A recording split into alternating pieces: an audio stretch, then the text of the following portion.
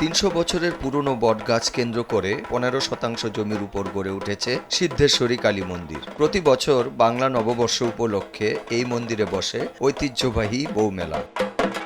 নারায়ণগঞ্জের সোনারগাঁও উপজেলার জয়রামপুরের ভট্টপুর এলাকায় ৩ দিনব্যাপী এ মেলায় অংশ নেন সনাতন ধর্মাবলম্বী নববধূ সহ সব বয়সের নারীরা। নানা আনুষ্ঠানিকতা ও পূজা অর্চনায় করেন প্রার্থনা। বৈশাখের দ্বিতীয় ও তৃতীয় দিন থাকে ২০০ বছর ধরে চলা এ মেলার মূল আনুষ্ঠানিকতা।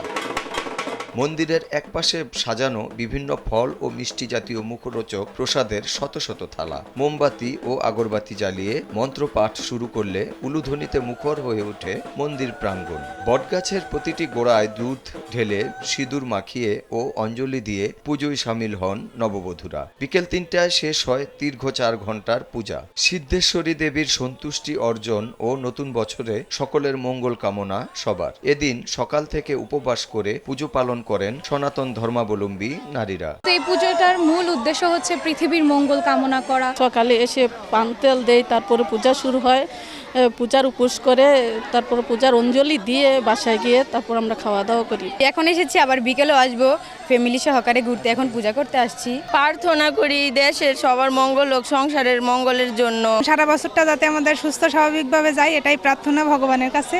বৌমেলার পাশে মুড়ি মুড়কি, মিঠাই মন্ডা, পুতুল, খেলনা, রেশমি চুরি সহ নানা ধরনের পণ্যের দোকান। মন্দির কর্তৃপক্ষ জানান, একসময় নারী পুরুষ সবার অংশগ্রহণ থাকলেও নববধূ ও নারীদের জন্য এই পুজো নির্ধারিত করে দেন জমিদার শ্যামাচরণ ভূঁইয়া। কালী মায়ের নামে পুজো হয় প্রতি বছর। এখন বউরা সমবেতভাবে এই সন্তানদের উদ্দেশ্যে, স্বামীদের উদ্দেশ্যে মাটি ফেলে এখানে অর্থদান করে, সেই জন্য বৌমেলা নামে পরিচিত হয়েছে।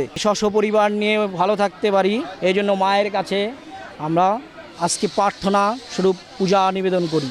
সোনারগাঁওয়ের সনাতন ধর্মাবলম্বী প্রায় ২০,০০০ পরিবারের নারীরা প্রতি বছর এই বৌমেলায় এসে সিদ্ধেশ্বরী দেবীর পুজোয় অংশ নেন। শওকত আলী সৈকত, সময় সংবাদ, নারায়ণগঞ্জ।